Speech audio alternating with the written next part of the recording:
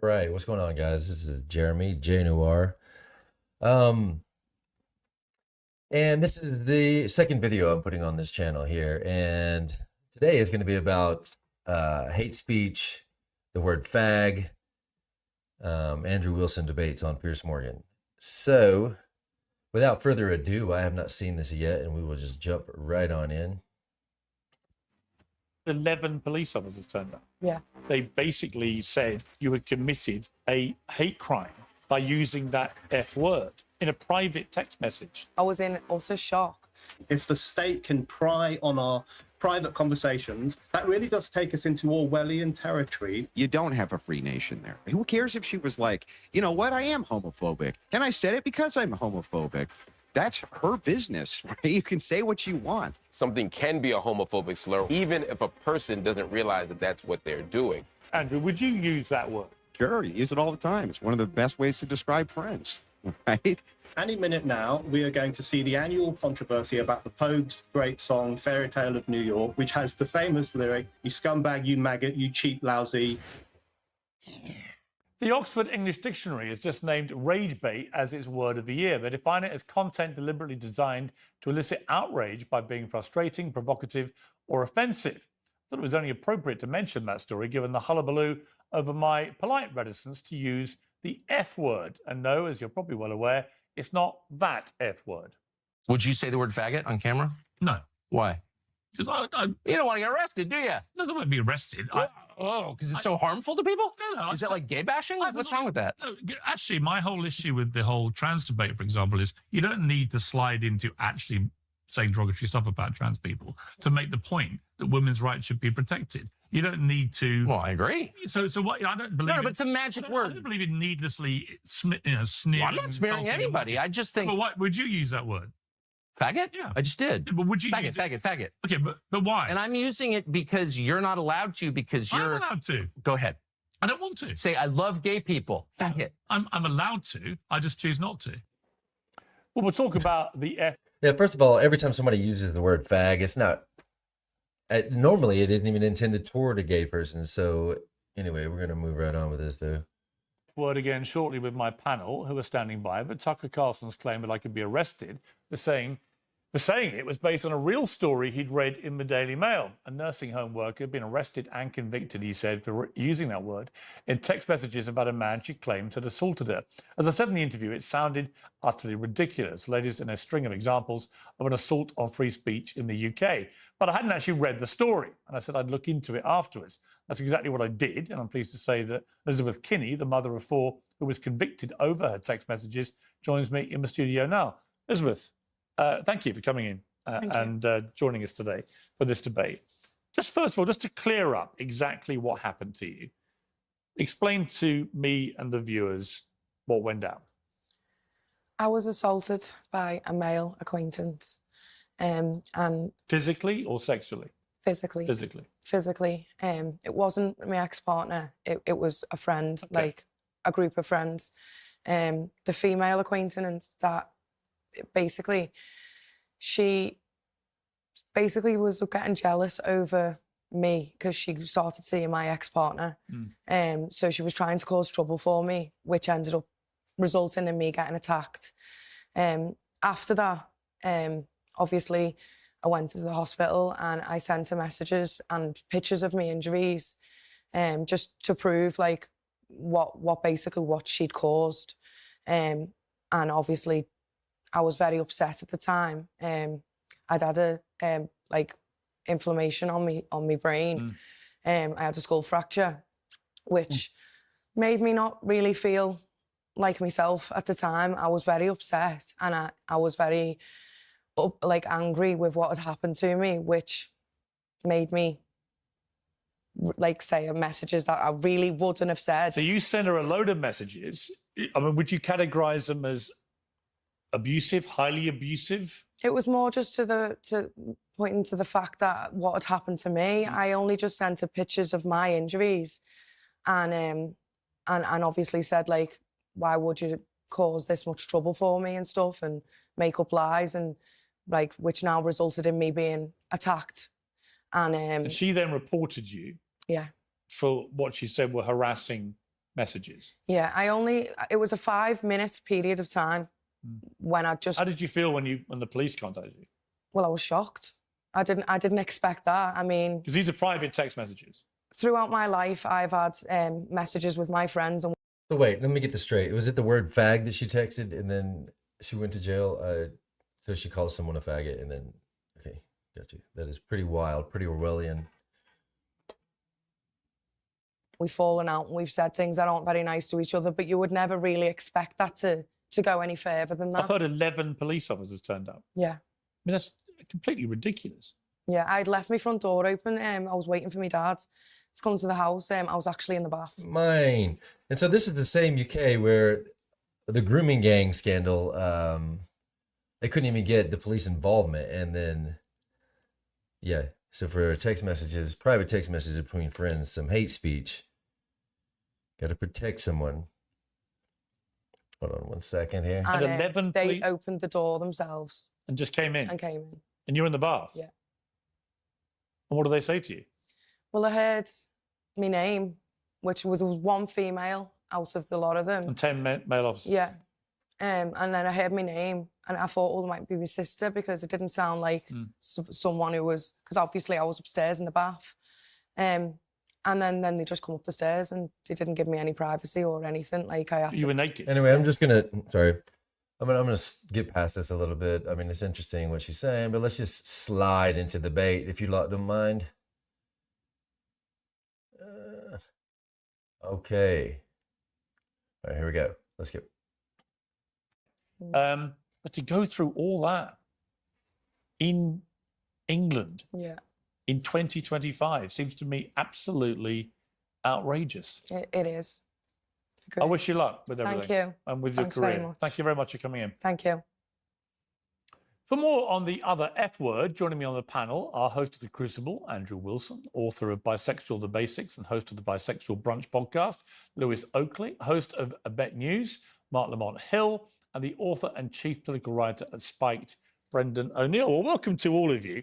Brendan O'Neill, let me start with you. I just did this extraordinary interview with Elizabeth Kinney, which I know you guys have all listened to.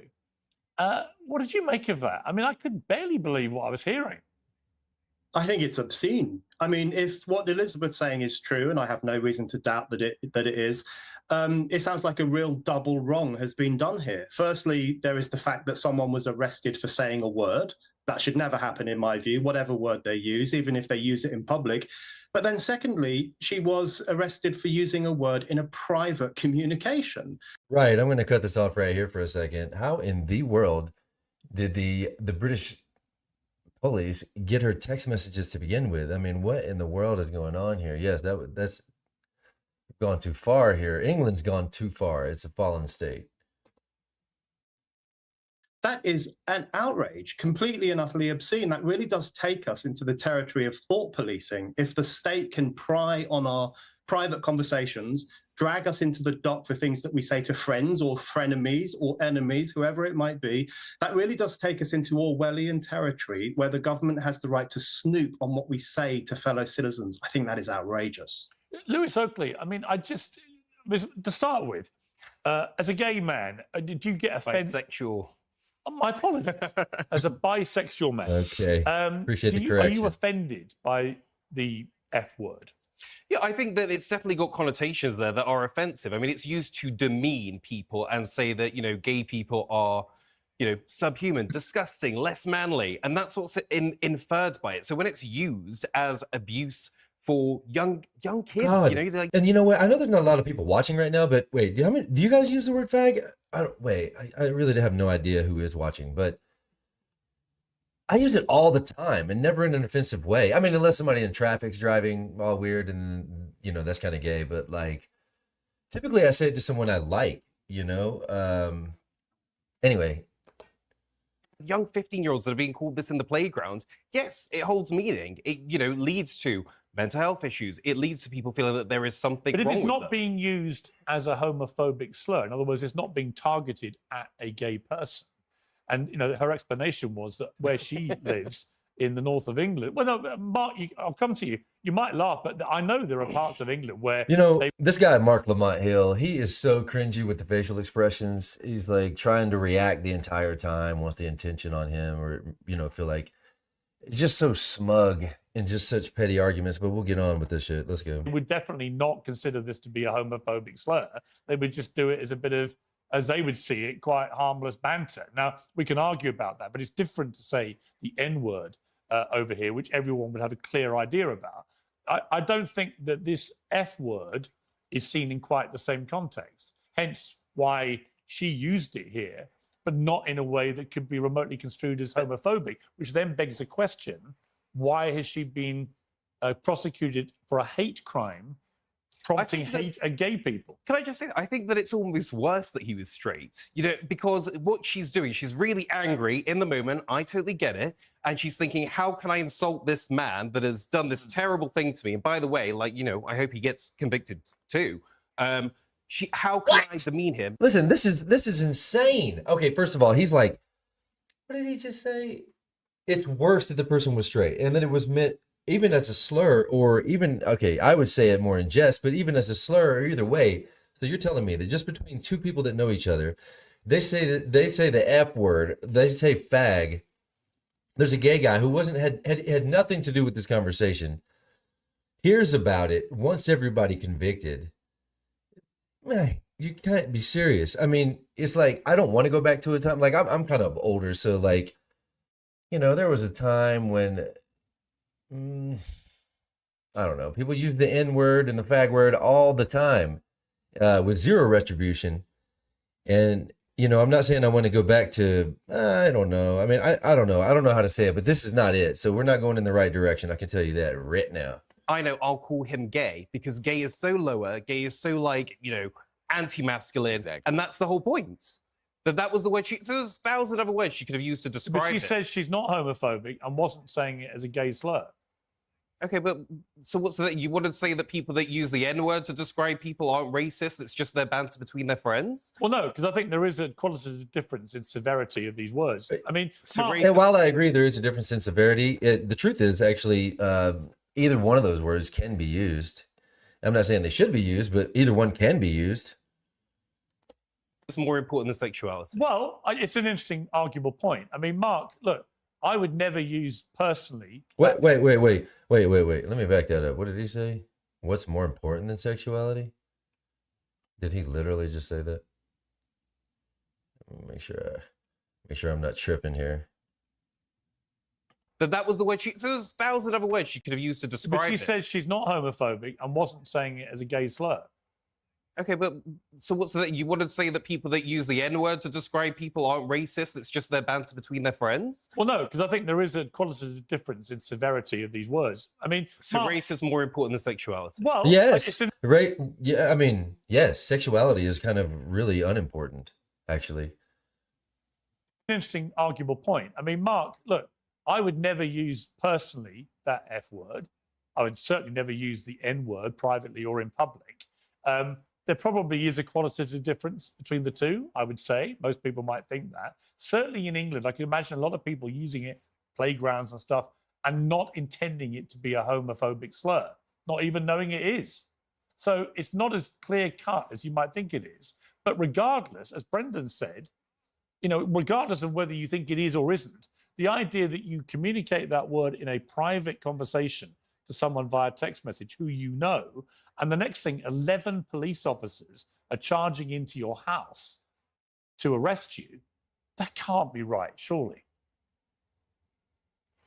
Yeah, I'm glad you brought that up. So you raised 2 points. The first one, where I disagreed with you, wasn't whether or not people saw it as a homophobic slur. My point is something can be a homophobic slur or a racist slur or an anti-Semitic slur or whatever, even if a person doesn't realize that that's what they're doing. Bro, look, these guys would have it be in such a way that, like, if you wrote down something that they found offensive on a piece of paper and threw it away in a garbage can, and someone found out about it or found that, I mean, whether or not anyone found it, even if you just told someone you wrote that down, and anyway, they would have you arrested for even that. Like, even just thinking a word that was offensive to them, they would have you arrested. But meanwhile, they don't have any problem being offensive to other people. The double standard is absurd. In the United States, I've spent a lot of time in locker rooms as an athlete. I spent a lot of times in fraternity houses. I spent a lot of time just in my neighborhood. And that word was used a lot. And it was often used not against gay people, although it certainly was used against gay people. It was also used against ostensibly straight people, as my colleague just said, for the purpose of demeaning, for joking. Sometimes it wasn't even an intense joke. Sometimes it wasn't outrage. It was just it was used ostensibly in a playful way. But the idea is, if the best way to mock you or to tease you or to make you seem less like a man in a society where being a man is the height of humanity is to call you gay, But then you'd it never still be becomes arrested. you're still Yeah, but hang on. trafficking. You'd never be arrested in America for using that word because the First Amendment would protect you. So you could be offensive in America in that way without actually treading into criminal activity, because the First Amendment is there to protect that very thing. Actually, it really protects all speech, including hate speech. So that's the second piece of it, right? I just wanted to address the idea of whether it's homophobic speech or not. But even if it's hate speech, let's say it rises to the level of hate speech, regardless, I don't think that the surveillance state should be overseeing us to decide when and where we're making the hate speech, even though I deplore hate speech. And then I also don't think the carceral state should be criminalizing or intensifying criminal penalties for using it. So yeah, it's awful to do. You shouldn't do it. But I could be the worst piece of human garbage on earth for using a word or a slur. That doesn't mean that I should get arrested for it. I think there's other ways to resolve that. Yeah, Andrew Wilson. Wow. You know, Okay, Mark Lemont make it a decent point for the first time. Shocker. Very interesting when Tucker jumped me with this, because I wasn't aware of the case. So I was doing Tucker's show. We had a 90-minute chat about all sorts of things. The main premise of his conversation was that my country's gone for the dogs. I was defending it vigorously in some parts and agreeing with him in other parts, as I would America, by the way. Good and bad. Can I go back to something that this guy said in the middle? I'm assuming he's the gay guy in the middle there. He's bi. I'm sorry. I think he corrected Piers on that. But he said, oh, so race is more important than sexuality? Bro, nobody cares about your sexuality. Like if there was some guy and he chooses to suck other guys' dick, why should that matter to anybody else? Like, it's not important. Anyway, it is important to them, though. That's the part that doesn't make any sense. And the fact that it's not important to me is somehow also important to them. But two great countries. However, when he went on this rant about this, it took me by surprise. I didn't not say this F word because I thought I might be arrested. I wasn't aware of the story. I went and did some research, and I discovered somebody had actually been arrested in my country for using that word in a text message. She says, being beaten up by a guy, having treatment in hospital, and texting somebody that she believed to have been partly responsible for her getting the beating. And that beating has not been properly investigated. So I don't know enough about that part of it. So the guy, so I mean, if what I'm hearing is true, so the person beating her up hasn't been investigated, but her texting and calling this guy a faggot has been investigated. I mean, I can imagine there's not many people watching this, but if there were, and even if, does that make sense to anybody? Somebody help me out in the comments here, please. I'm trying to understand. To determine how clear-cut that all was. But regardless, the idea that she could use that word in a text message, and the next thing, 11 police are banging on, not even banging in, they're coming in, and she's having a bath, naked. Absolutely extraordinary, isn't it? Look, and Buddy's sitting there smug as fuck, too. He's like, you damn right they came in. Stupid ass. All right, let me get past this little commercial break here.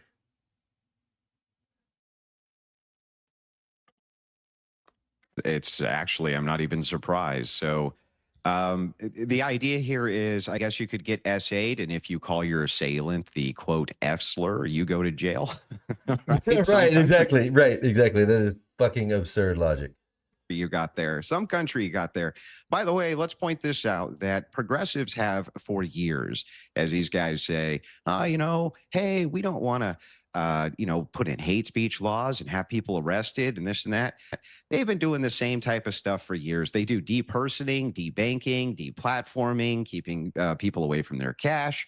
If you touch on any issues that they don't like, they've been doing that for years to conservatives. So they're doing the exact same thing that the government over there is doing. They're just using the private marketplace to do it. So what they do is they will go on these massive campaigns to deperson a human being from society because they have wrongthink, or they say a word that it makes somebody else upsetty spaghetti, right? That's what they do.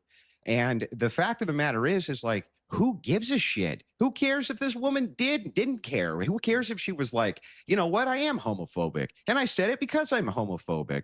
That's her business. No shit. You can say. Right. You can be homophobic. You can hate white people. You can hate black people. You can pretty much hate anybody you want. There's a lot of people that hate white people. There's a lot of people that hate straight people. There's a lot of people that hate guys. There's a lot of people and they're totally in their right to do that. It's annoying, but they're in their right to do that. They shouldn't go to jail. What you want. You're supposed to, at least in free nations, and that's not what you have there. And that was Tucker Carlson's point. You don't have a free nation there. You have a nation which is under a hang on, Mark. Out of interest, Andrew, would you use that word? Sure, you use it all the time. It's one of the best ways to describe friends. Right? Would you use it? Would you use it on a show like this? It's not meant to be. Look, it's not meant to be. Can I say it? Would you say it? I mean, would you normally use a word like that? Well, I wouldn't say it for the purposes of TOS, but I mean, if I was allowed to, sure, it's one of my favorite words to say. There's nothing wrong with the word. Oh, damn. So I've been misusing this word. This word is not even being used as a homophobic slur, and it hasn't since I was a kid. Okay, that's the truth. People call each other this all the time. For literally for fun, just because it's fun. You'll go, you like run into a buddy of yours. What's up, F slur? Right? God, you don't care. No shit. I do that all the time. Hey, what's up, man? I can't even say it. I guess in terms of service, but yeah. Okay. Anyway, we'll see what happens. I guess I doubt anyone's watching, so I don't think I'm going to get any strikes, but we'll see what happens.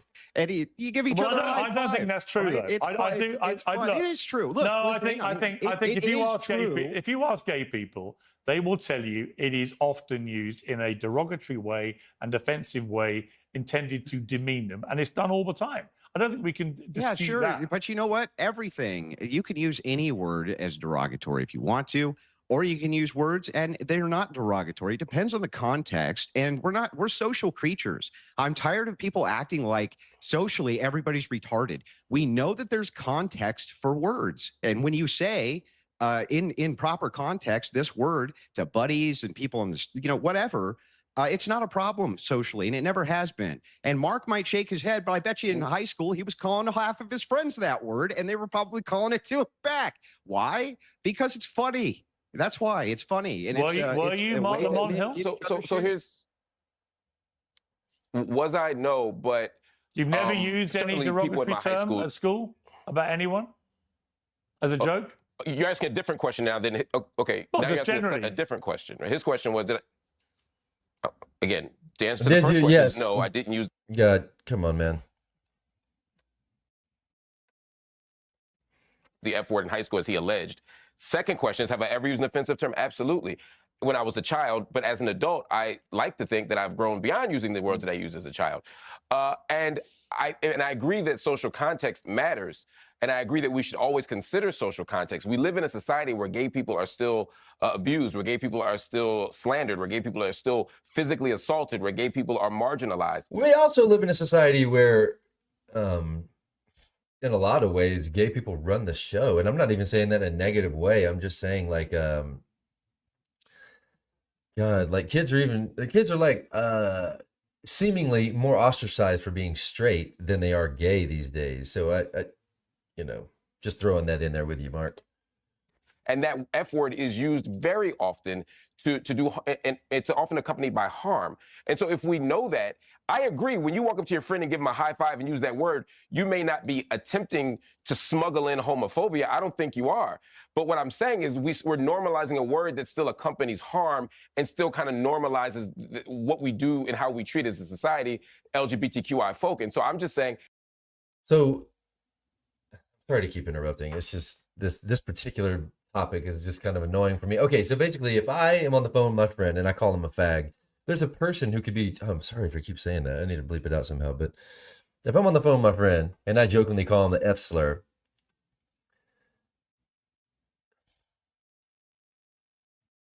somebody would be offended by that? Is that...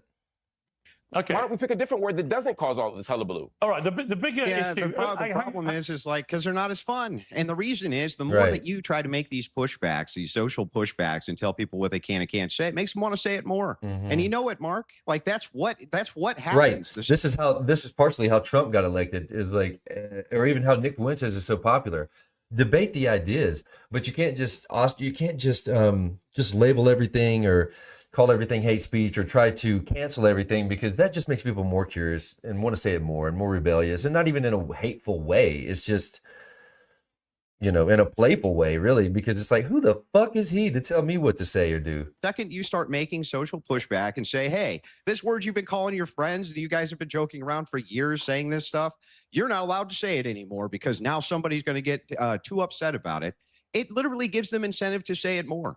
That's what happens. That's how social context actually works. But that's not what I'm saying. If you guys wouldn't make a big deal out of it, if you guys wouldn't make, hang on, Mark, almost done.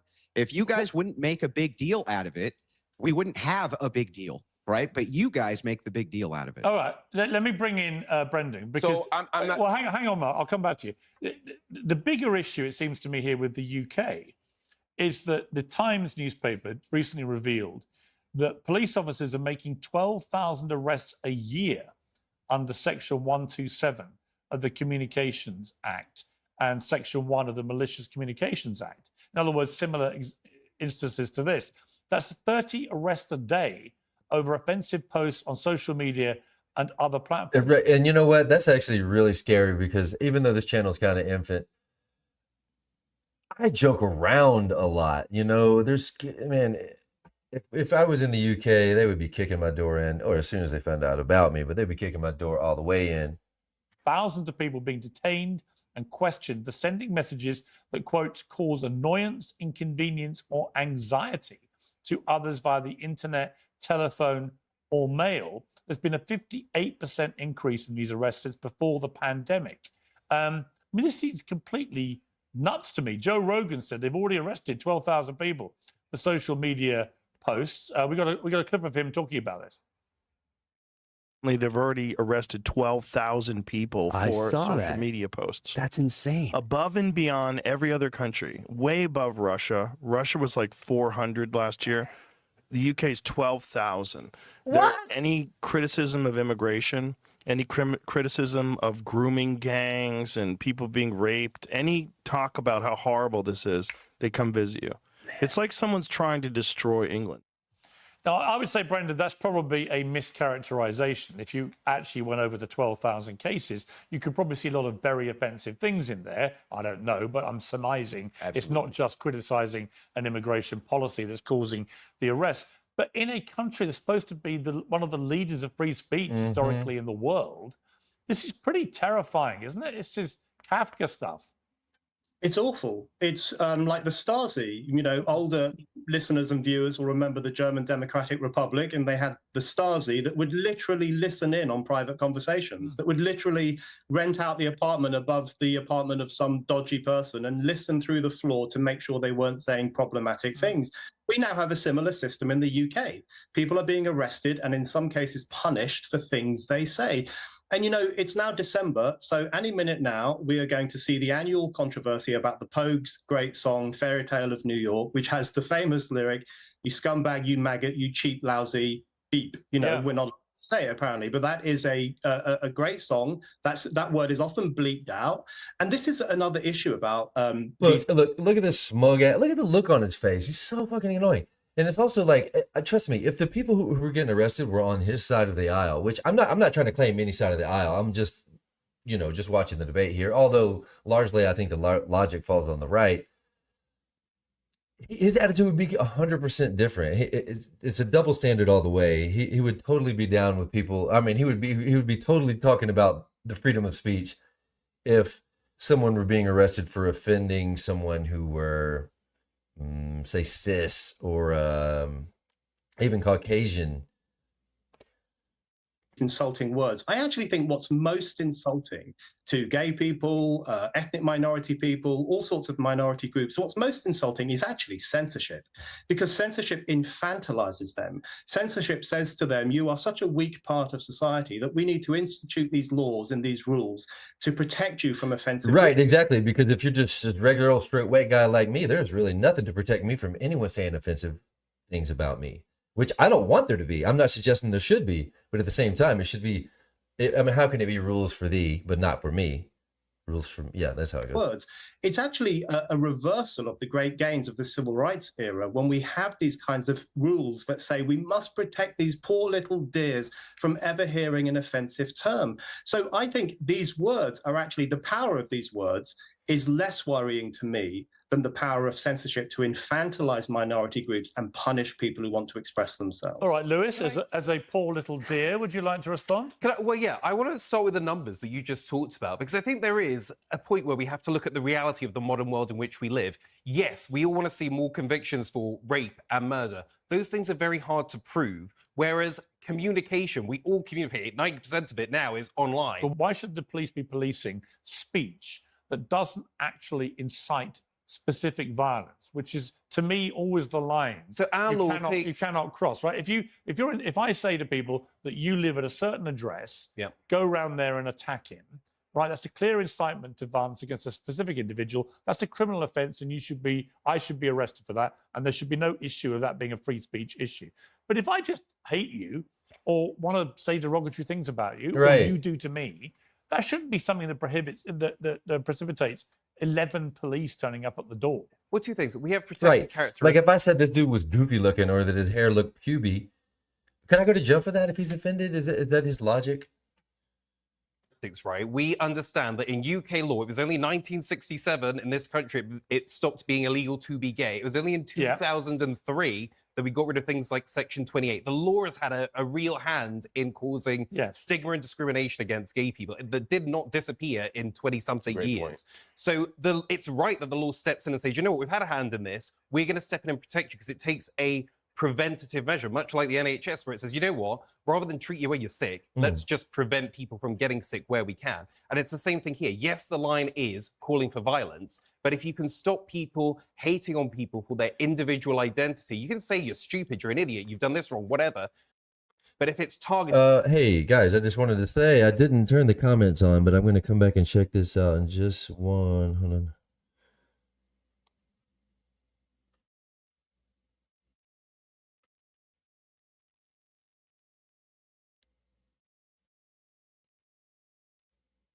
Pizzagate is real. So true. Anyway, yes, I'm going to get to that in a second. Sorry, I didn't have the comments turned on. Much love, guys. Thank you for tuning in. I'm going to continue on with this.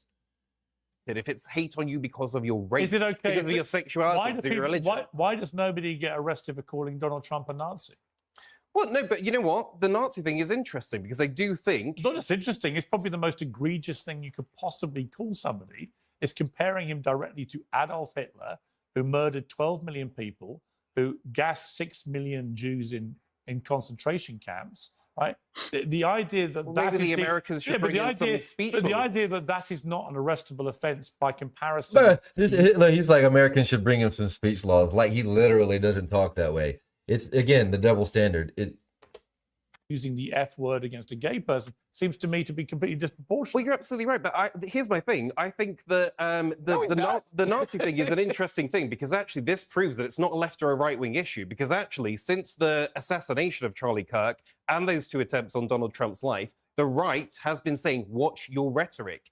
And they understand that whilst people aren't calling for violence against them, speaking about them as Nazis is increasing the likeliness of someone thinking, oh my God, there's Nazis, I better get a gun and do something about it. So they understand They're not calling that for their not calling arrest, for dude. violence, but calling them words on. starts that dehumanization that leads to violence. Oh my God. See, and actually, I don't know where Andrew's about to go with this, but at the same time, people saying, hey, you calling people Nazis is turning up the rhetoric, is making people like Charlie Kirk get shot, is not the same thing as saying that they should be arrested for calling someone a Nazi. It's just pointing out that the hyperbole is leading people to radical thinking.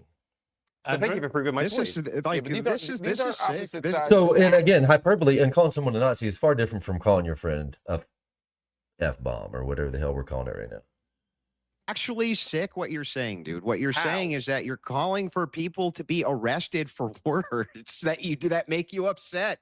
That's sick. This is the country of John Locke. Hang on. This is the country of John Locke. This is the country that was supposed to Hey, what's crazy is the look on this dude's face. Hold on, let me come back over here. The look on this guy's face right here in the middle, he's like so confused at how he could be saying anything that's incorrect. Has no idea. It's like, so basically, if I said that it was offensive for him to be gay and he should be arrested for that, he would obviously get the point then. But for some reason, him thinking that someone else doing something that's offensive because he's gay is somehow, he's like, what do you mean they shouldn't go to jail? That doesn't make any sense to me. I'm offended, so they should definitely go to jail. Fucking moron. adopted our constitution based on these principles of free speech. And, you sick bastards are running around actually calling for the arrest of people because they say mean words. What the hell is wrong with you? This is the thing with free speech. You can still make your point. You can still make your point. What is it that you can't say? It's not my fault that people can't articulate themselves well. You can talk about crime. No. It's not about articulation. It's about, I want to use whatever the fuck words I want to use. And I don't want you telling me what I can't say. In the same way, I'm not telling you what to say. I'm not telling you what words you can and can't use. And you can say any word you want and not go to jail for it. And so will I. I mean, hopefully it will continue on that way here in this country. Let's go. It's based on gender and sexuality and race, whatever you want. Why should the young care worker who's angry because she's been assaulted and is in hospital and is firing off her angry thoughts while she said she had a head injury, and she uses this F word, and because of that, she ends up with a conviction? Well, hold on, Piers. We only got her side of the story. Reading the articles, it says that there was a series of abusive and homophobic messages. Yeah. Those were then showed the friends. Hold on. There's a comment here that says, if you don't act like a Nazi, people won't call you one. Wild concept. Right. So in the same way, if somebody said, if you don't act like a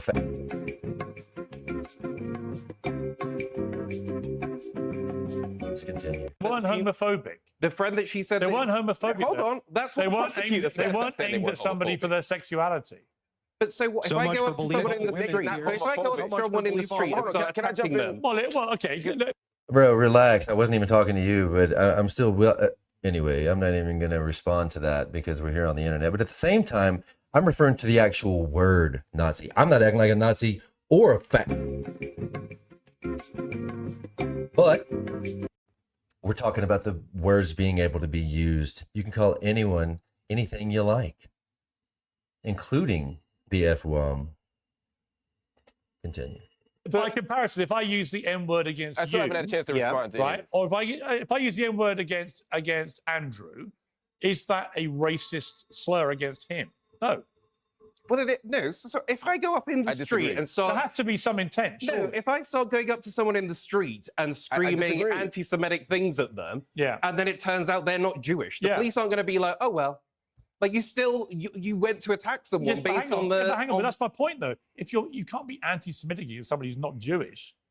But we go back to, I think it's worse because the gay slur was made to make him seem like less of a man, to sort of dehumanize him. He didn't intend it like that, and I think intent does matter. Mark, you wanted to jump in about the Nazi thing. What was your observation about that? My only point about I don't think, by the way, I don't think people should be arrested for either. But it just seems to me extraordinary disparity between you can just casually call somebody a Nazi and compare them to Adolf Hitler, and there's no accountability. But if you use the F word in a private text, you get arrested by 11 cops.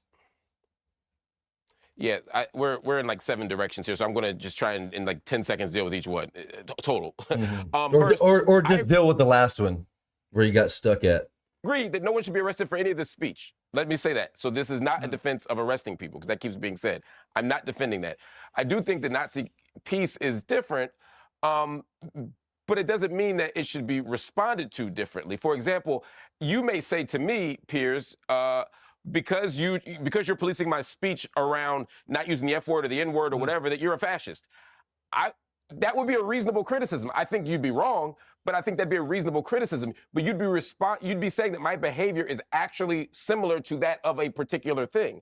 When people are looking at Donald Trump's behavior, it's not casual at all. They're saying the extraordinary and maybe historically unprecedented way that he is undermining American democracy is reminiscent of the Nazi regime. You may disagree. I'm not telling you to be wrong or right. You don't honestly think that. Well, let me.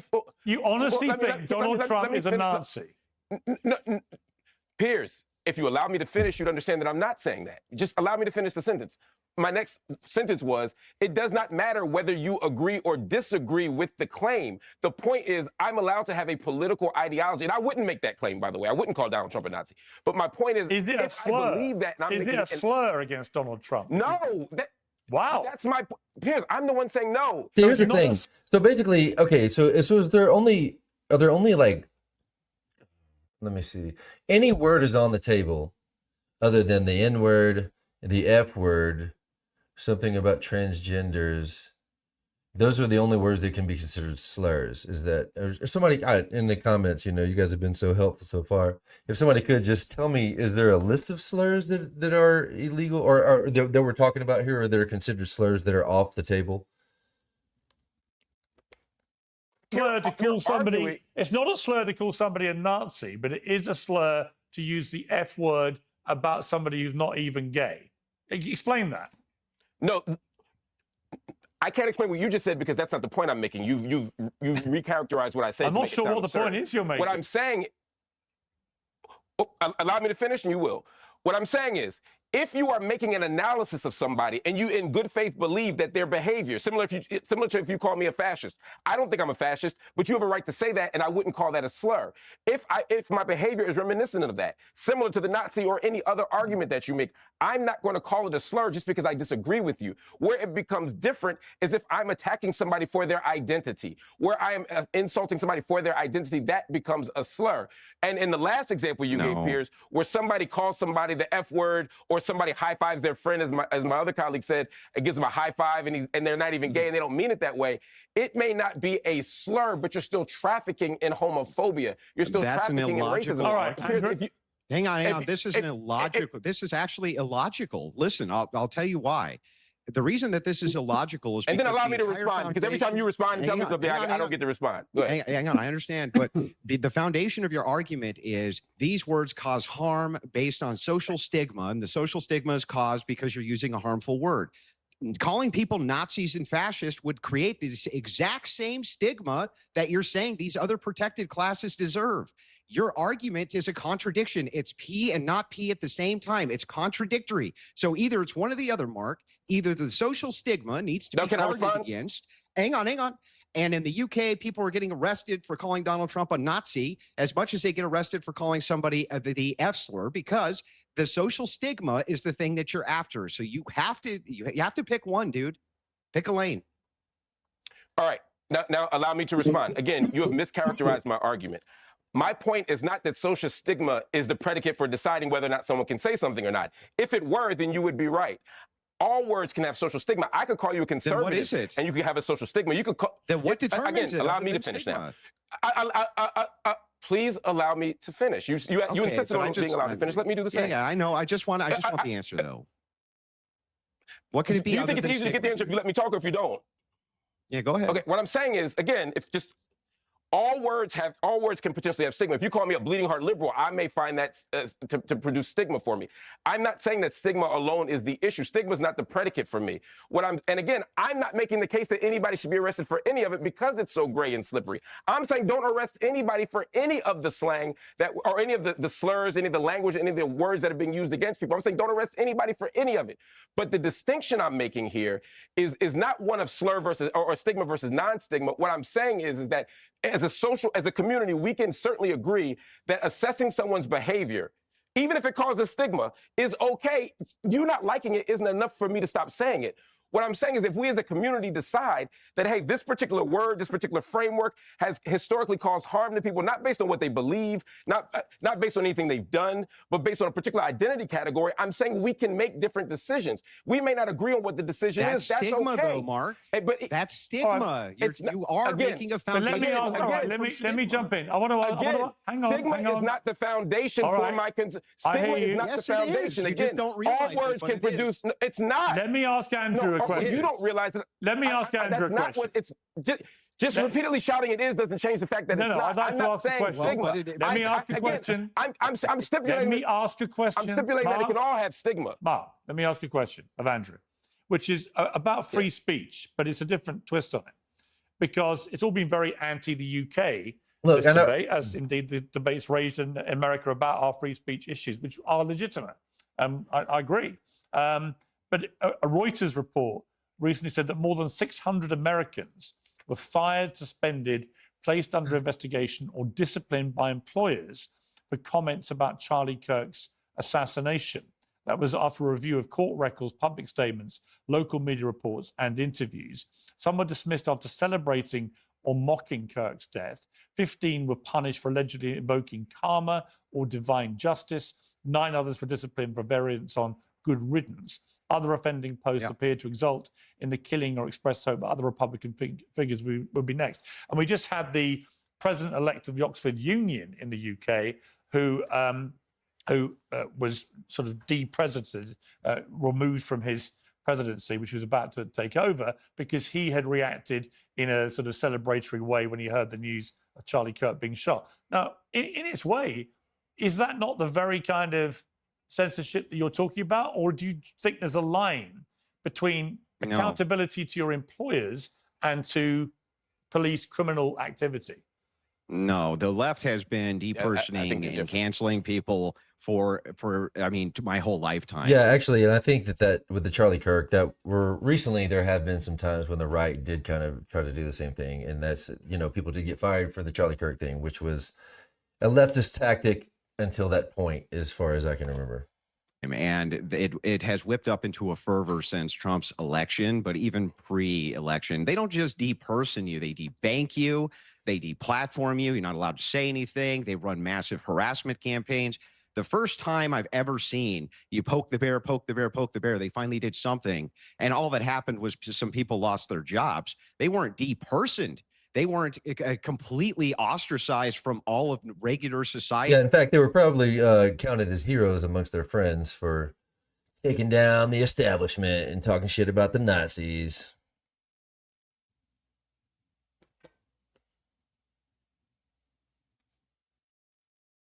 Because they said a no word. These were people who were celebrating in the streets horrific murder. Yeah, and I do absolutely agree. Mocking death is out of line. It should be out of line. It should have been, no matter if it was Charlie's or whomever's. And also, just to be clear, I personally am not a Republican at all in any of this. I mean, I have views like, for instance, do I think that do I think that people with penises should be in a female bathroom or something like that? I mean, no, that doesn't make me some sort of far right Nazi, because see, Republican, or to be in the Republican Party, or to be in any one of the party, there's a list of things that you seem to agree with to be on that, so it's like, yeah, I don't really claim to be. All I'm saying is, in this side of this argument, the person who's making the most sense here is not Mark Lemont or the guy in the middle. So whether you call me a far right extremist for that view, that's on you, but that's not what's the reality here. Which they likely contributed to through their own rhetoric, right? That's what actually happened there. And language causes problems? Hang on. All that happened here, right, was for once, the right actually pushed back after you poked us enough times. So, look, am I saying that people should get fired from their jobs? No, of course not. But what I am saying is is that there's a clear difference between depersoning and debanking people and ostracizing them from society completely, and an employer saying you don't represent my company very well, so you're fired. Okay. And that's the distinction. All right, got to leave it there. Yeah, Fascinating. I've got to leave it there, Mark. I'm sorry. We're running out of time, but fascinating debate. Thank you all very much. Piers Morgan Uncensored is proud to be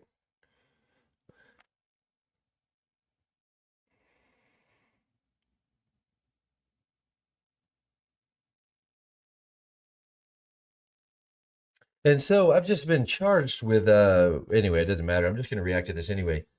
I'm going to go ahead and read this comment. No, mate, you're most likely not far right. You're brainwashed by Christian tards. And in what way am I brainwashed? What have I said that sounds brainwashed? That I said people with penises shouldn't be in women's spaces, which wasn't even the topic of this conversation, but is that a brainwashed viewpoint? Okay. All right, let's see what's going on here. Independent. The only boss around here is me. If you enjoy our show, we ask for only one simple thing. Hit subscribe on YouTube and follow Piers Morgan Uncensored on Spotify and Apple Podcasts. And in return, we will continue our mission to inform, irritate, and entertain. And we'll do it all for free. Okay, let's lighten the load. Variety Magazine's best comedies of all time. Who is funnier? Actually, American before I go any further, I'm not even the hugest Piers Morgan fan. He just has some interesting people on the show. Let's find something else to watch right quick here. Man, and Nick, it's too long here. Wait, anybody got any suggestions?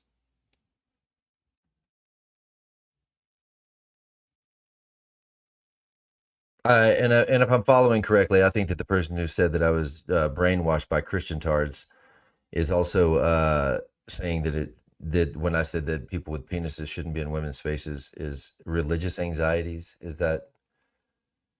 I don't know. I'm putting this out here in case anybody watches this. Maybe you can leave a comment and let me know if that makes any sense at all, or if anybody agrees with that.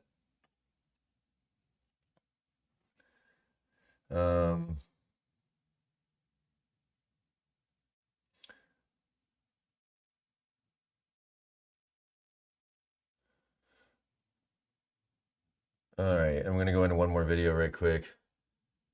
Appreciate you guys tuning in. All Family Pharmacy just launched their biggest sale of the year. From November 24th.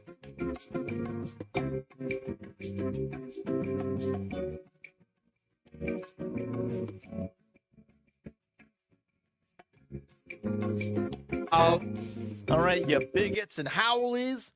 Apparently, you can't even let the left have surfing. Remember surfing, guys? When I was a kid, all they had was surfing movies. That was the big theme going on. You probably, if you're 20-something years old, you probably remember like all the pirate movies we had here, or the zombie stuff. Remember? Zombie movies for like 10 years. Everything was a zombie movie. Everything was a pirate movie before that. Well, in the 80s, everything was a surfing movie, and it was awesome. Or skateboarding. Clean that cube, boys. But anyway, it's fallen on to rough times. But don't worry. I'm sure the left can inject a whole bunch of wokeism into surfing and bring it right back to relevancy. No, that's not always going to happen in this video. No.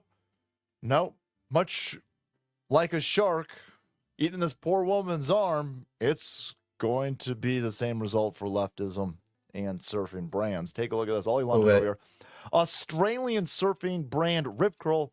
Hey, Evil Toe, thank you so much for coming in. That was a good chat. I appreciate your the time here and the your opinion on that. See you guys soon, or see you soon. I'm going to go ahead and continue on with this Salty Cracker video just to see what he's saying. I'm not saying I agree with this guy. I don't even agree with anyone. I'm just playing videos here, but let's just see what's going on. Has used a transgender biological mix. They, them. What? To represent women surfing. Sasha Lowerson, 44. Jesus. Now look, whether or not someone's attractive is kind of not even the point at all. But the person there, even though they're a trans, okay, I get it. They're a trans woman. That person there, I don't think should be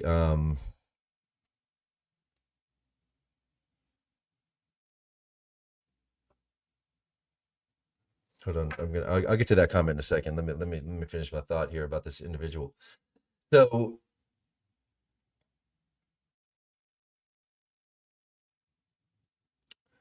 yeah, it's kind of a tricky situation because, like, I mean, it really just makes more sense to have a third category. But then the people that are in the third category want to be a part of the other two categories. But it just doesn't, it doesn't mesh well. And the end result is that most people who do have acceptance of LGB people, and even the T, start to get a bad taste in their mouth when it goes in the direction like this. And as one can see, polls show that the acceptance or the support of the LGBT community has gone down in recent years, and that's largely because of things like this right here.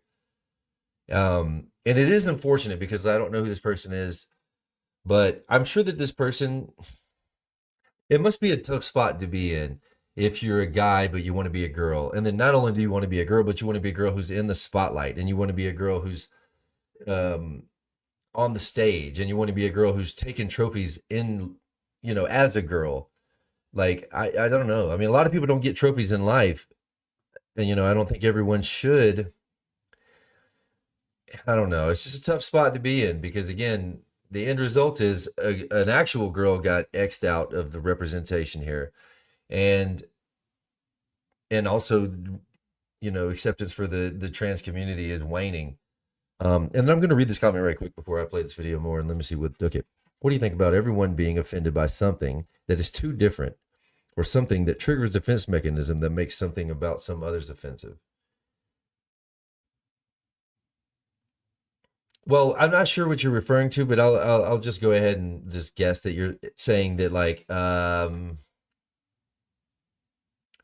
if something's just like, and let me just follow me if this is what you're talking about here. If you're saying that if someone is too gay for a person who, okay, let's say there's somebody who you work, there's a straight person and a gay person, and they work together, right? And the gay person is just too gay. They talk about gay stuff all the time, sex stuff, butt stuff all the time, right? Is that what you're talking about? Is that what we're talking about here? And then that would trigger a defense mechanism in the person who doesn't talk like that. And anyway, I'm going to let this play and wait for the comment to come back in. I am old. Listen, being out in the sun and salt water a lot, it will age you. Well, that and being a mentally ill weirdo also. There's a lot of factors over here. Instantly going, well, I got a receding hairline, but I still look better. I'm way older. Anyway, this is what Rip Curl, a brand that none of these lefty goofball chicks built, right? There's a headquarters of Rip Curl. This is what happened at Marvel. This is what happens with all of these. Anheuser-Busch. You got a marketing team, fresh out of college, diversity hire, goofballs who just want some virtue signaling on their TikTok. Oh my God, that stupid chick with a mything arm. Get rid of her. So this is what the brand was. This woman over here. Who was she? She fought a shark. A shark attacked her. Listen, this is not a win for women. It can't be. I'm pretty sure the women don't watch, or probably aren't watching this kind of content right here. But please, if you are,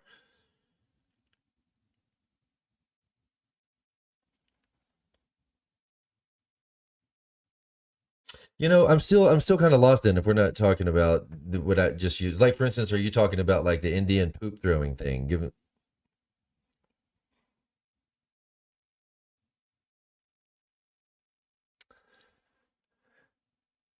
I mean, yeah, I think, first of all, let me just say one thing right here. I think that as far as the benefit of the doubt goes, and I'm responding to what you're saying. Being offended by someone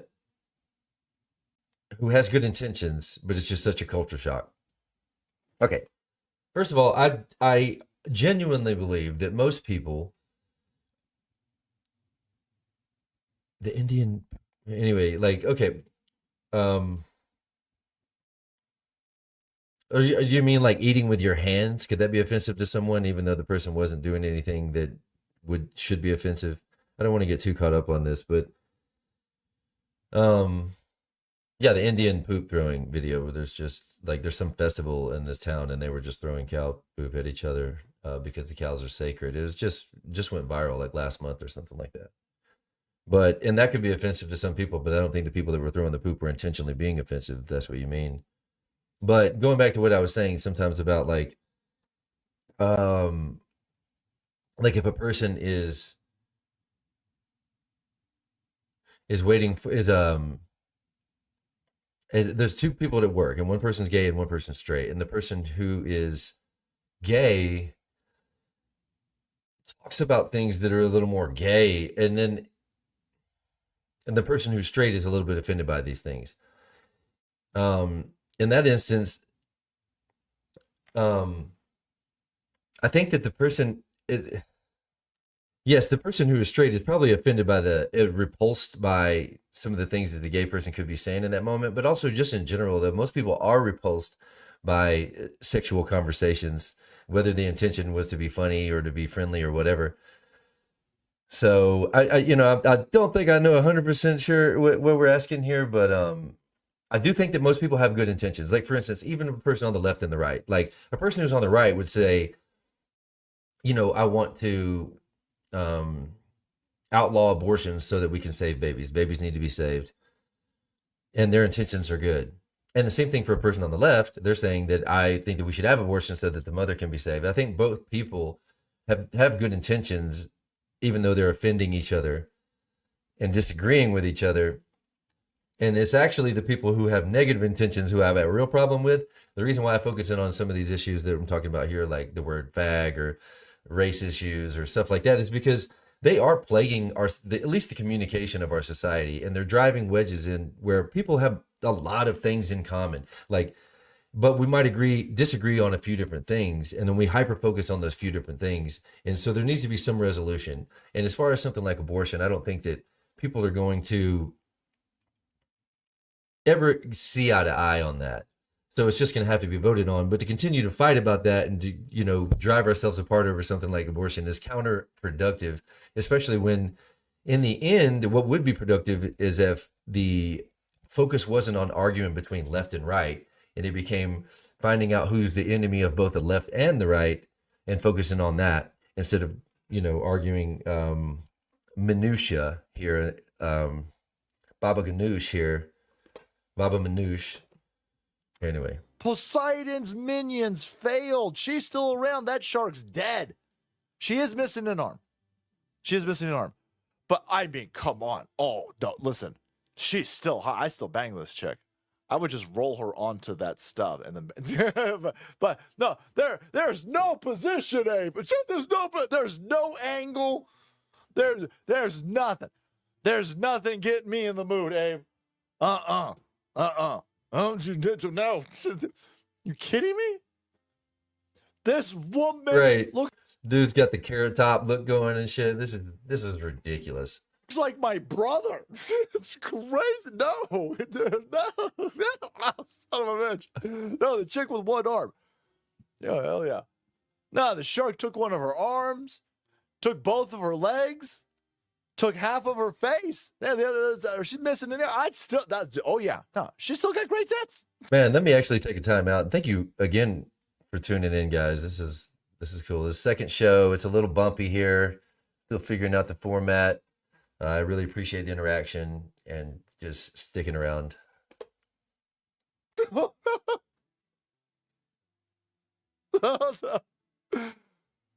Everybody needs to calm down. Calm down. All right. In an Instagram post, the brand described the biological man, Sasha, boys, Sasha, as water woman.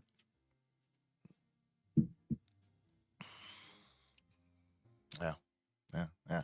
And used the hashtag Rip Curl Women in a video of the surfer riding waves while wearing the women's swim gear.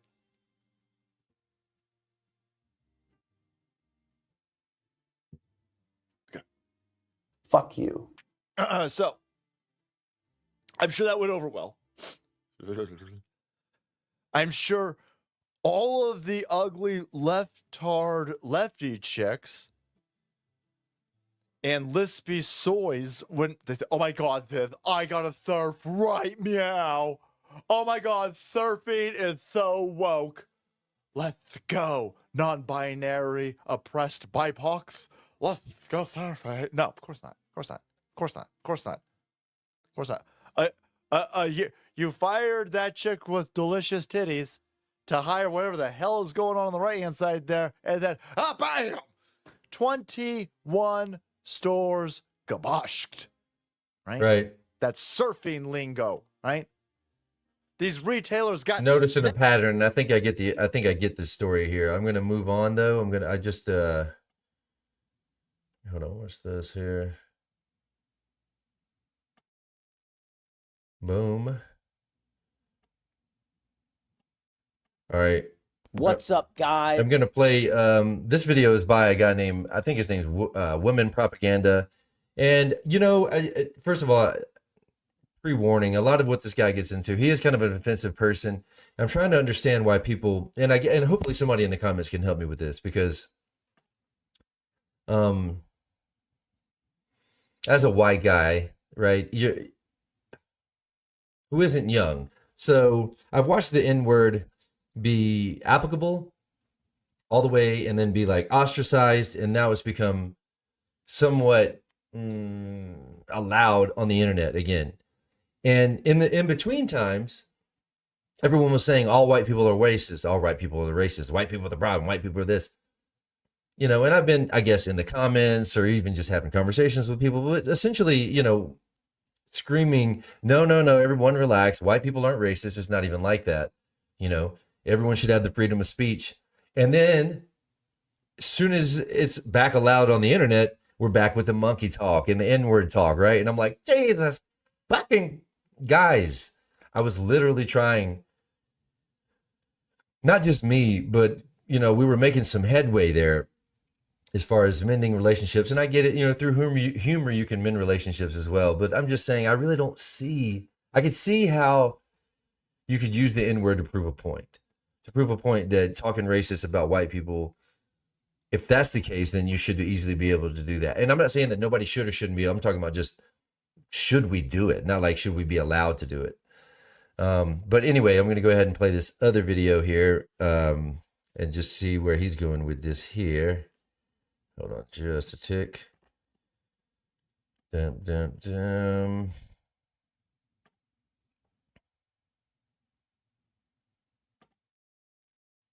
All right. So,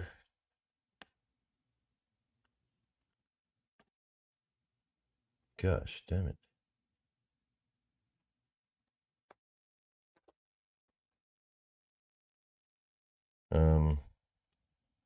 Did I just lose that video? What? Man, I'm hating this. Hating it. Shut up. Anyway, give me just a tick here. Like, I'm gonna pull up my damn history. Got all the porno and everything popping out. Lordy Lord. All right, here we go. Guys, welcome to another video on the Woman Propaganda 1776 YouTube channel. Today we are reacting to Myron Gaines debating this ex-corn star. This woman is currently dating Dan Holloway of the Drinkin' Bros podcast, a podcast that I did that was kind of weird, kind of fun. They didn't like me very much, but that's okay. Have you heard 10% of 18 to 24-year-old women in America are on OnlyFans? Did you know that? way. Look that up. 1.2 million 18 to 24-year-old women in America. Wait, is that true? Does anyone have any evidence to say this is true? Are on OnlyFans. Shut the fuck up. Is that Bob? Can you fact check that? I'm seeing Very 1.2 million women. On OnlyFans? Yeah, in the U.S. Fuck, dude. Yeah. This is just on parade at this point. I don't know how we would fight a war. The young men are not going to go fight for this country. You're going to go fight a war and almost die or lose a limb and come back to marry a 35-year-old single mom, ex-OnlyFans. On OnlyFans? Yeah. It's Like, there's nothing to fight for. These women aren't worth fighting for. Give me my OnlyFans. Give me my, I want Klarna burritos from Taco Bell. I want fucking ice cream on Klarna. I go watch my friends get blown up and lose a limb. Can I get an OnlyFans wife after that? That sounds kind of like fucking loser talk to me, to be honest. What? The whole black pill thing in general is loser bullshit. It's just like, oh, I'm upset. I'm a man, allegedly, when you're not, obviously, but I'll get to that in a second. You're a man and you're upset about the way things are, the way people are behaving, and you're just going to take your ball and go home because you don't believe it anymore. That's loser bullshit, frankly. Right? But what else are you going to do? If You're a man, you fucking lead. You fucking lead. You're a man. You go and become the kind of person that will attract the kind of person you want. You attract that kind of person and you start a life and you don't worry about what other people are fucking doing. That's what you do instead of being a little bitch all the time. But that's all we have is OnlyFans and all these Sigma male dudes talking about how women have no value. They're all a bunch of fucking retarded all of them. Just useless fucking limp dick bitches. Yes, 100%. The women have The women. Shut the fuck up with that bullshit. God, that's the most. How do you get them off OnlyFans? How do you who get fucking women cares on what they're OnlyFans? doing? Who cares what the fuck they're doing? You've raged against OnlyFans forever. That No, it's the most I don't care. retarded shit. His buddy was totally agreeing with me, like not picking up. That's the best. Honestly, that's the best part is that his co-host was totally on side with you while he's sitting there seething about his horrible girlfriend, you know, I was gonna say wife. I think she's married to someone else still. They're like getting divorced. He's in the middle of a divorce, has kids, and now Dan Holloway is dating her. Yeah. He's a true alpha male. But he's a true alpha. Guys, he was in the military. He was. So this is the real alpha male. He has, that's how you know he's not gay. I haven't watched this yet. I'm sure Myron does a good job here explaining to her why she's wrong, whatever it is. Let's get into the video. All right. Kind of letting our biology make bad decisions for us. And you have why the father and the brother were so important and arranged marriages were a thing, because, you know, if you give women the ability to pick their own partners, you guys make really bad mistakes early on when your value is at its highest. And then by the time you're, you know, ready to settle down, your value's been depleted to a guy that might want it. That's why virginity was such a big thing for so long. Well, also, though, it's kind of alluding to the fact that didn't have issues as well, because there was a lot more violence against women back then too, with arranged marriages and before divorce was a thing, and you had master and head laws that up until the 70s like wasn't a thing as long as you were married to your right. Like that's not okay. So we're pretending that like rape should, I'm gonna have to bleep this for Jesus YouTube, but Christ, with the within bleeping. marriage it should not be a thing. Like you're my wife. Oh, I own you that's now. absurd. You're my property now. I know people don't like to hear that, but I'm going to provide. How do you guys feel about that? I don't agree with that, but it's like if you're married to someone and they're not attracted to you, don't want to have sex with you, then maybe you should be married to someone else. Everything. You don't have to work. Like, yeah, bruh, I better get laid as often or whenever I want. There's such a thing as having too much sex, but there's guys out here that are getting sex once a week and begging for it. Dude. You are cucked if that's the type of marriage you're in. Sex once a week and you have to work for it. Right, but I mean, you know, you can get a divorce if that is the situation. Couldn't be me, dude. Couldn't be me. But she was a star, got railed by all these dudes all the time, and now she's complaining, well, if I don't want to have sex with my husband, I shouldn't have to do that. Yeah, right, but it is again. She has the right to feel that way. If somebody wants to deal with a person like that, that's completely their choice. Puts it out for anyone and everyone for all these years, and now that she's married for her husband, she is going to be stingy with it. Now you're stingy with it. Now that you're married, fuck that whole entire situation. You know what I mean? Leave a comment. Let's see what Myron says. as long as like women are. But I mean, sex is a duty for a woman to her man, and it is a Bible. duty. But like, does any man want to have sex with someone who doesn't want to have like that? Like, how do you have forceful sex with someone and still want to do Well, yeah, that? I mean, we could definitely say that's messed up, but I think Yeah, that's and it important. is messed up. And actually, I watch a lot of serial killer stuff, and there are a lot of people who actually do enjoy that. Not saying it should be a thing, or especially like in a relationship or something like that. But there are people who enjoy that, And anyway, I'm gonna stay. This is a tough topic. Let's just go on, guys. To understand that, like, right, women don't really have to align with their duties as a wife, but men almost always have to align with their duties. I think both should. Yeah, for sure. But what I'm saying is that, like, okay, so the problem is that, like, with feminism and other things is, like, women want the privileges and the benefits of chivalry and, like, the security of marriage and the sanctity of that, but they don't want to hold up their end of the bargain. Versus, like, for men, right, like, we have to do what we're supposed to do. And if we don't, we deal with consequences for it. You know, women initiate most breakups, they initiate most divorces, etc. So, you know, if I'd say, you know what, I don't feel like paying the bills anymore, like, you would look at me like I'm crazy. But, like, when women say, well, I don't want to fuck my husband anymore, it's completely socially acceptable, right? So, and this is a big reason actually why I tell guys, like, marriage nowadays with the marriage courts involved and getting married through the state isn't in your best interest, because you don't have leverage anymore. And we don't have leverage over women. They behave very poorly, if I'm going to be honest. What's the motivation in marriage? For men or women? For a man. I mean, honestly, dude, I mean, in today's day and age, you really don't get any real benefit besides the title. You can get everything through a regular relationship. Now, again, I think you can marry religiously, and I think that's great, because having children out of wedlock's L.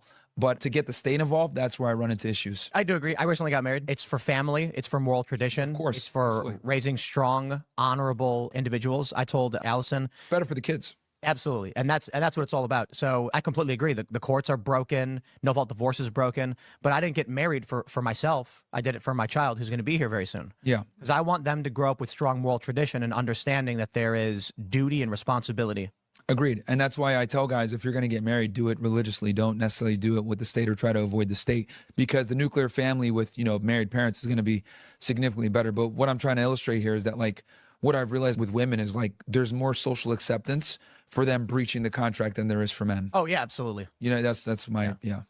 Well, it depends on, like, what parts are being breached. If we're talking about sex, that's something that's, like, so intimate, and then that will affect the relationship. Like, if you force... Well, most marriages are sexless. Right, and I don't think that's healthy. I don't think that's okay. Like, why are you in a relationship then? So I think a lot of women... But I think that's the norm, because... Let me remind you, this woman,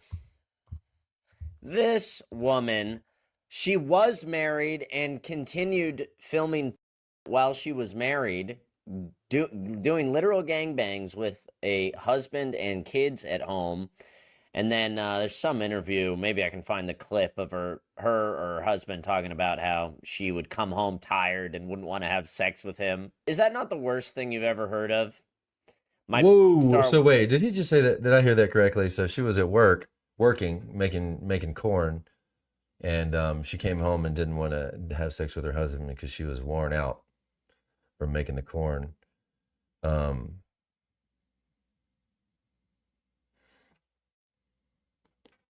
a lucky guy right there. I'm here to tell you. Wife goes out and gets gangbanged and then comes home and is well, like, one, why are you okay with her, like, having sex with other guys in the first place, but then she comes home and won't even have sex with you? Dude, what a joke. Oh.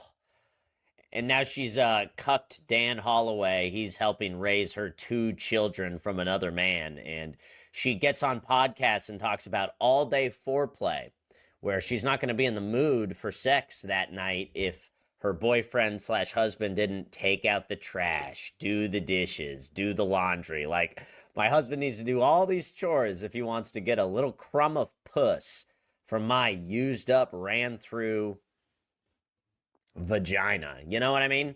Her best years given up to this. Mm-hmm. And now, And now she's stingy with it. This is former star Dan Holloway's girlfriend explaining all-day foreplay, which I'm assuming Dan has to participate in order to get laid. Mm-hmm. And we're going to watch this. You guys tell me what you think of all-day foreplay. You can tell. Oh my. Anyway, you talk about something very interesting, which is all-day foreplay. Yes. Talk to us about that. It goes back to the responsive desire versus spontaneous. I'm sure you guys can walk in the kitchen and you see your lady and you're like, yes, like she's wearing sweatpants and you're just immediately ready to go. Women, a lot of us have very sensitive breaks, like the birds starts chirping, the garbage can It's a man's worst nightmare. It's like a car drove past, that's it, it's over. It's like, why? What happened? So women, in order to feel safe, it's all of of these little touch points throughout the day. So what you think is her nagging, that sock on the floor, you not taking out the trash. If you said you were going to go get milk and you didn't, well, these in the modern era are versions of you not being reliable and not being a safe partner. So if you're not doing this, element of safety is out the door. Right now you're creating a lot of stress for her. It's going to be impossible for her to relax and be present with you, which is required for her to have arousal. It's the intimate touch. I do want to know, as far as arousal goes, what did these guys that she was creating the porn with do? What did they take out the trash before they railed her? Wants to know that you're connected and that you're invested throughout the day. So it's little grazes, little kisses, little like eye gazes. How many times can you walk by your partner and not even look at or acknowledge them? If she talks, you respond. You don't just ignore her. All of these little things now kind of equate safety in modern era. So you want to make sure that you're spending like the 2 seconds it takes to just like, yes, babe, I heard what you said. Yes, I'm going to take out the trash. Like do all of these things. And you will be so grateful you did it because she will be relaxed and more receptive. So when the kids are in bed, everything is done and you're winding down, like she's in this place where she wants to engage with you. Oh no, that was horrible. That was hard to listen. Pick up your dirty laundry or you're not going to get laid. Yeah. Like you're on camera getting gangbanged by a bunch of black dudes. Yeah. So this holiday, I'm like pay the rent at this house and what? And you're telling me you're not in the mood? So absolute horror show.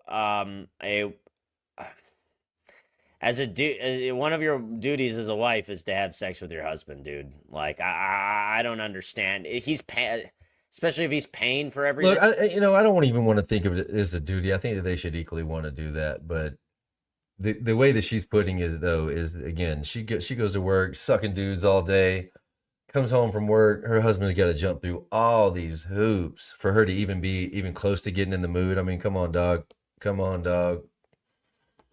And you don't have to work, what's your excuse for not having sex with your husband whenever he wants to? What's your excuse? Dude, he's holding up his end of the bargain. Your end of the bargain's much easier to hold up. So I don't really get it. I don't see how any of this is acceptable. To me, this is an absolute nightmare scenario. I pray for you if you end up in a situation like this. You guys know what I mean? Leave a comment.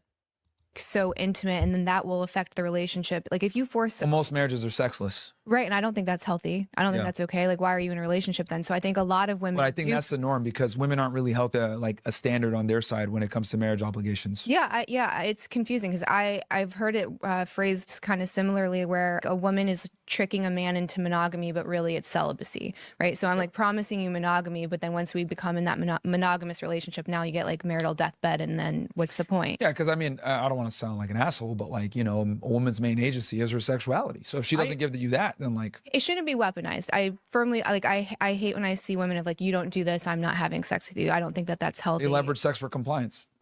Dude, she does that. She weaponizes it. She did this on her husband. She does it on her current boyfriend, Dan Holloway.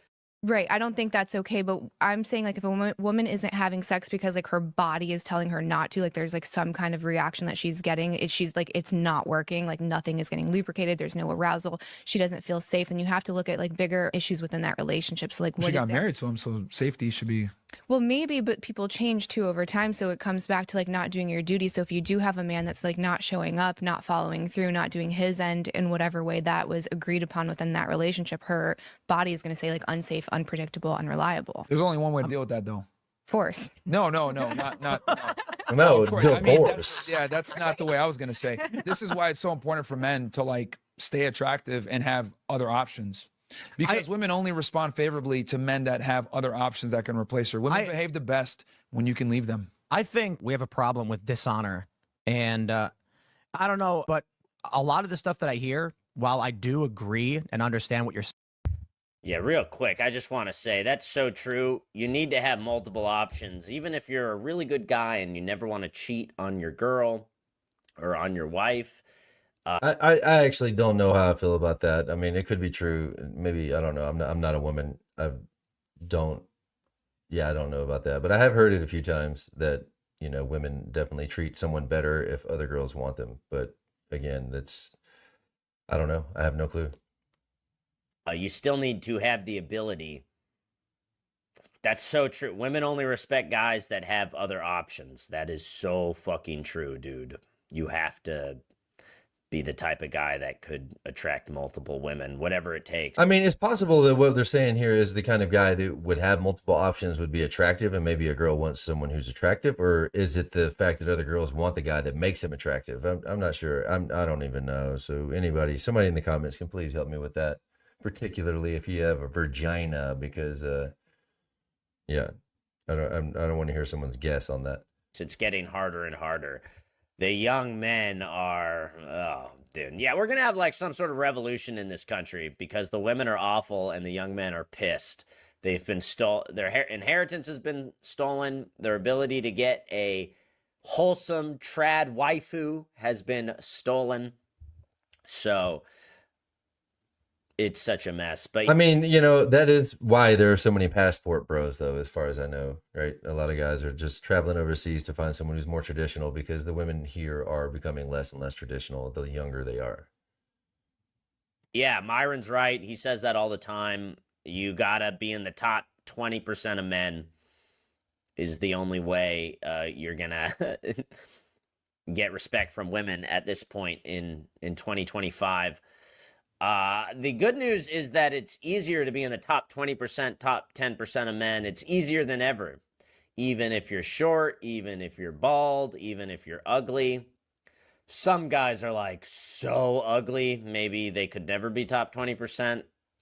Some guys are deformed or whatever, you know. But besides that, for the most part, most guys, I think, could get to the top 20 or top 10% of men if they just work really hard. I met some guys in Florida a guy was 44 years old, ugly, short, bald, messed up teeth, but he was rich. He drove a Tesla, he was rich, and he had girls all over him. He had 3 different baby moms, 6 kids with 3 different baby moms. I'm not saying that's a good thing, but this guy does great and the baby moms are all hot. And the key was he was just rich. Maybe, I don't know how much he had. Maybe he has $10-20 million, maybe more. I don't know exactly how much he had, but the money and he was a cool guy, but having money can really solve 99% of your problems. It can solve a lot of your problems. And if money doesn't solve your problems, you're an idiot. I don't know. Like, I guess there's crypto guys that still can't get girls. I will say I've also met really rich guys that still can't get a girl. They're in some girl's friend zone and they're simping over her and not even trying to talk to other girls. So if money, I'll put it that way, if money doesn't solve your problems as a man, you're doing something wrong. You're an idiot. You're simping. I don't know.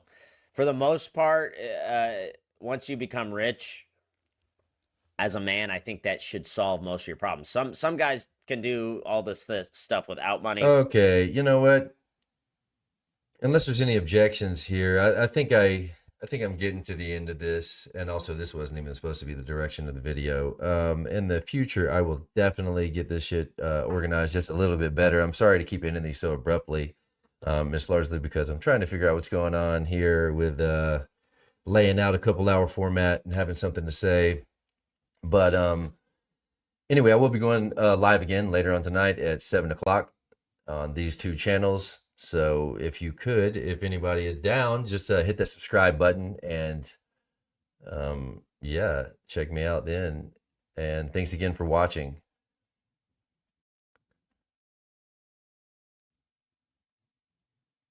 Bloody hell, I appreciate everybody coming in. This is fun.